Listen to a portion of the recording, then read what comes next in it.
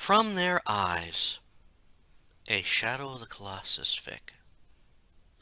Chapter 6, Taking Wing. Avian enjoyed the gift of flying his kind had. He was more serious about flying than Phalanx, the other colossi who could fly. But that had to be expected.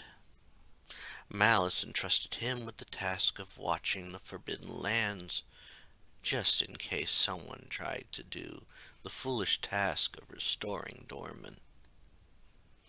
As it was, he had seen the little man when he entered the lands, crossing the massive bridge that led to the portal the little people had come from and gone to.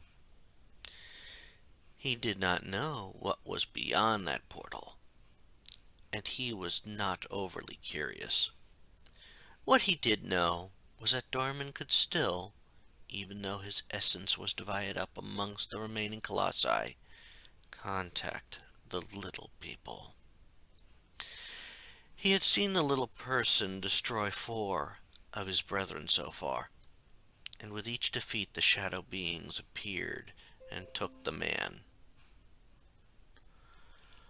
All the colossi knew that the beings were the loyal followers of Dorman. It still amazed him that Dorman had learned to control the creatures. They were beings of darkness, only controllable by the darkest of magic, a magic colossi shunned. In fact, he had just seen the fall of Phaedra, and he had to consult with Malice. Malice was old-fashioned amongst the colossi, but not so old-fashioned that he stuck with the old ways of the old land. This made it worth the risk to enter the only area of the Forbidden Lands that had any foul weather. It was one of the lingering spells Dorman had imposed on the land. That and Malice's continued confinement to that area. When he reached Malice, their leader did not hesitate. In their native language, which no little person had ever heard, Malice said, "I am already aware of Phaedra's passing. There still may be a chance to bring him back." That was one of the good things about Malice. He felt remorse over the passing of any colossi. Avian flapped his wings so he could stay level with Malice's face. "I figured you already knew about it, Malice. We all knew the risks when we took on the pieces of Dorman's essence." He then thought of Phalanx and amended, "Well, most of us do. However, I have seen the foolish little man. I could easily eliminate him. He has traversed the open areas on that creature they call a horse. It would be no problem." He stopped speaking when Malice glared at him. There was a slight glow in the left hand, but no attack came. It was a warning. "No, the ancient rules of conflict still apply. We do not lash out until they invade our home and lash out at us. We did not lash out at them when they first entered these lands." Avian bowed his head. "I know. I just thought that with the seriousness of this matter, things would be different. Dorman is the root of this problem." He saw Malice nod. "I know, but he is still weak. We have already taken the precautions to avoid being in large groups. Many of them have stronger wills than you. It could be the combined essence of Dorman is trying to influence you." Avian had to concede that point. There were only 4 mentally weaker than him. He nodded and then flew off, figuring there was nothing more to talk about. Malice was the wisest of all of them, and they also all knew that until Dorman's old spell wore off, he would not leave that spot. He was also certain that many other areas in the lands were still touched by Dorman's anger.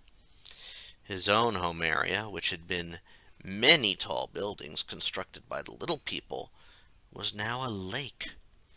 Of course, that left very little land areas for anyone to stand on. So the little man could not even reach him to challenge him. And when he reached the area, he went right to his favorite perch, the tallest of the towers sticking out of the water. Once he landed, he saw the little person. He studied the man and noted that the man could not even reach him. Maybe the man would give up and leave, abandoning Dorman's influence. It would be best, since Avian could not break the ancient rules when it came to the little people. Rules that followers of Dorman would easily abandon. He was so focused on those thoughts that he was shocked when the exploding projectile hit him. He glared at the man and saw him firing a bow and arrow. It was one of the primitive weapons the little people used, but something about the arrows made them more powerful. Avian was happy about that, since it allowed him to do what he had wanted to do: eliminate the little man. He left his perch, circled round, and let the speed propel him at the man. He was certain that the result would be a blow that would knock the man into the water. As he reached the man, he was stunned to find the man had jumped and landed on him. That was not good, especially as the man managed to hold on to him as he flew. He felt the man's grip as the figure moved around his back. He banked, hoping the man would fly off, but was stunned when he felt a stabbing pain in the wing. He glanced back and saw the black smoke that was Dorman's essence coming out of where the man had struck. He rolled in the air, hoping the sudden move would cause the man to fall off. He circled round to where he was above during the roll, hoping to see some ripples in the water. He didn't see anything, and that worried him. If the man wasn't in the water, that meant he faltered in his flight when he felt the second stab in his other wing. That worried him, since that meant only one spot was left. If the man could get to that, then he would die. He started to do another roll, and then he felt it. The last stab of pain, right in his tail. Avian's vision started to fail, and he felt himself losing altitude. He could no longer remain in the air. He was falling right into the deep lake. He couldn't tell if the man was still on him, but he hoped he was. That way, when he hit the water, the man would get pulled under. It was either that, or hopefully the man would drown when Dorman's essence entered him. The last thing Avian felt was the water, and he only regretted not breaking the code of conflict. Dorman watched as Avian fell into the water. That colossi was the only one that could go to all the other colossi with ease. He knew that Avian had a distinct dialogue with Malice. But he also knew Malice didn't need the spy.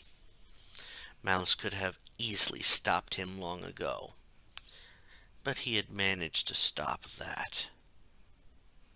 Here in these lands, Malice almost managed to do it, but only succeeded after Dorman had underestimated the little people. He brought his attention to the little man when the piece of Dorman's essence entered the man. The man would be unconscious and would sink into the water. Luckily, the shadow beings could float easily through the water. Soon, the shadowy forms had engulfed the man. In a few seconds, the man was no longer floating in the water, which meant that very soon the man would appear in the temple. It also meant the horse would start galloping towards the temple. Dorman turned his focus to the temple and saw the man lying there. Soon the statue of Avion would crumble and fall. That would mean that 5 colossi would be gone. That would mean that the man's confidence, which was disappearing slower than the soul, would be ready to tackle the more dangerous colossi. He knew the next one would be brutally tough. So he knew what he would do to keep his own spirit up. He reached his mind out to the land beyond. He knew what mind he wanted to find. He had been watching it ever since that man put him in this state. The time had finally come to taunt Lord Iman with the fact that he was going to regain his full powers. Far away in his bedroom, Lord Iman was in a deep and fitful sleep. For the past few days his dreams had been plagued by disturbing visions. They had started off with images of a girl surrounded by a dark aura. Later, she was shown sitting on a throne, and both she and the throne radiated dark power and shadow beings. He then knew what had to be done. If the girl was to be doomed to being a pawn of some dark force, like Dorman, it was best that she should not suffer it. After that, he had been sure the dreams would calm down. But a shadowy figure had now invaded the dreams. All he could tell was that it was a man, and he had an odd bundle in his arms, and a weapon at his side. The dream persisted for a while, but nothing changed until now. Now he could see the figure, and while it was all in shadow, it had horns. Those were another sign of Dorman's influence. However, there was a more troubling image there. The sigil was on the figure. Something about the movement made him think it was on fabric, just like his honor guard wore. He also heard Dorman's voice, the first time in what was it? Decades? Centuries? The curse of a longer lifespan due to the Colossus ritual. However, while the curse of a longer lifespan could be dealt with, the words he heard were more devastating than the curse of an extended lifespan. I will be free soon, and then I shall have my revenge on you. Lord Iman sat straight up, and all he saw was darkness. It had been another horrid dream, but this one told him that Dorman had manipulated one of the honor guard. He quickly got out of his bed and called for the most senior of the guards. Once they had arrived, Lord Emon spoke. "Scour the grounds. I want to know where each of the guards are, and check the reliquary." After the guards left, Lord Emon looked in a mirror, and he could see worry on his face. If that dream had been another omen, it had been far worse than any he had so far. Dorman reforming would mean the end of the world. Humans had just enough power to survive Dorman's evil before, because of the Colossi. If Dorman got free now, all the world would be his. The time of man would end, and that scared him worse than his own death. He just hoped they could contain it this time and stop whichever guard had gone astray before they released Dorman.